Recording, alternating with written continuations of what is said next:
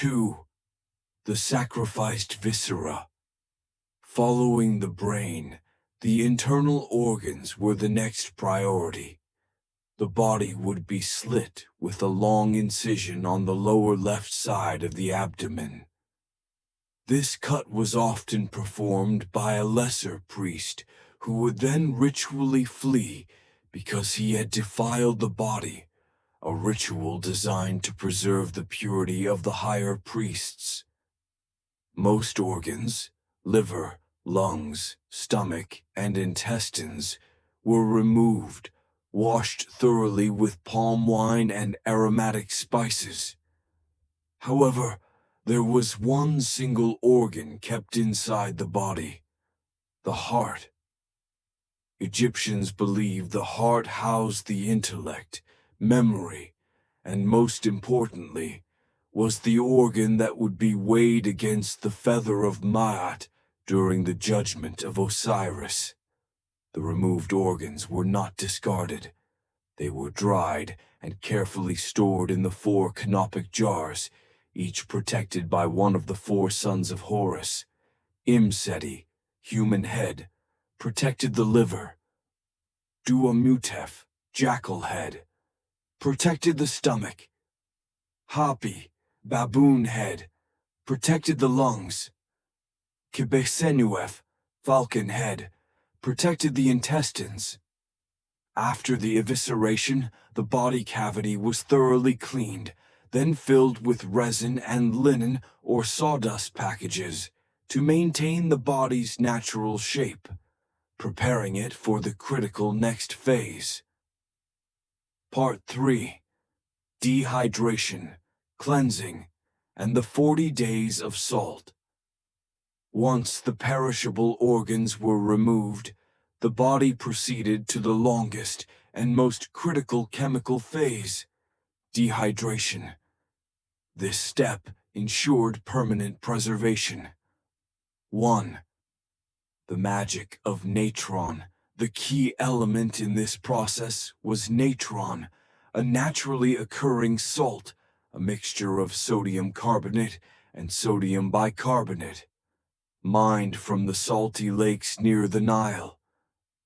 Natron possesses extremely powerful hygroscopic properties. The body was completely covered in a thick layer of natron salt. Natron bags were then placed inside the abdominal and thoracic cavities to draw moisture out from within. This step lasted approximately 40 days, the dehydration period. The sensory experience. During these 40 days, the deceased's body lay on a slanted stone table to allow residual fluids to drain. The natron chemically replaced all the water in the cells with salt, hardening and drying the skin and muscle tissue.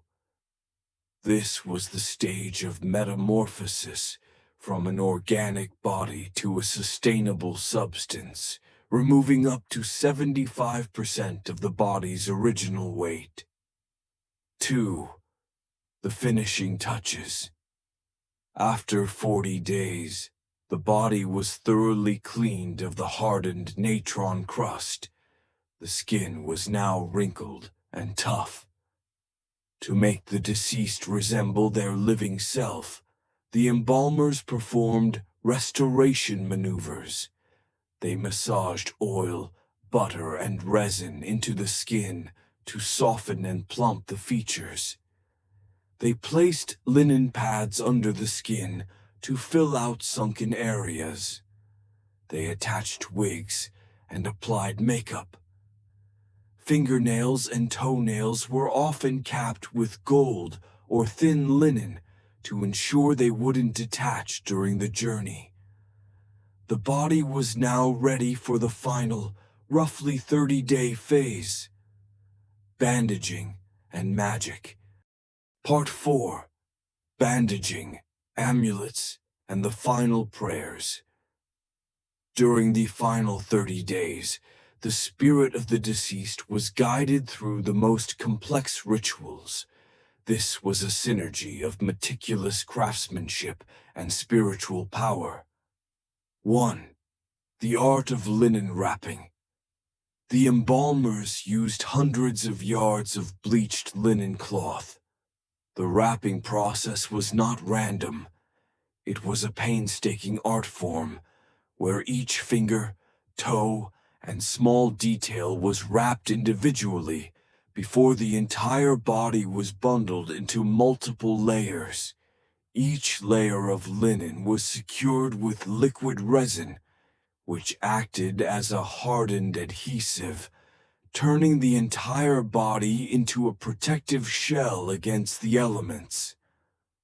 While wrapping, the priests continuously recited spells from the Book of the Dead, a spiritual roadmap and instruction manual for the wandering soul.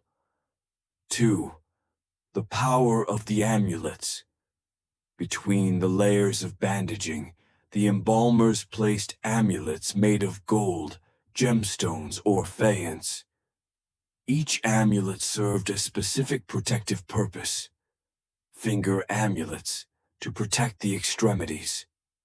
The Jed Pillar amulet, a symbol of Osiris's spine, representing stability and strength. The Scarab amulet, the sacred beetle. The most crucial one, placed over the heart. The scarab symbolized rebirth, and was often inscribed with the spell instructing the heart not to bear false witness when it was weighed against the feather of Ma'at. 3.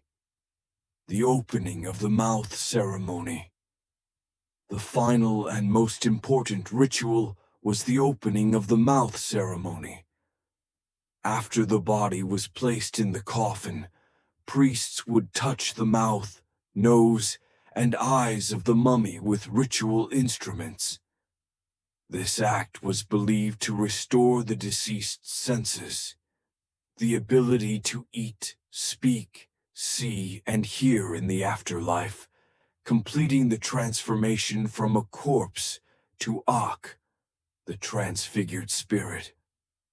The chilling, costly, and complex 77-day journey is the clearest reflection of the Egyptian obsession with immortality.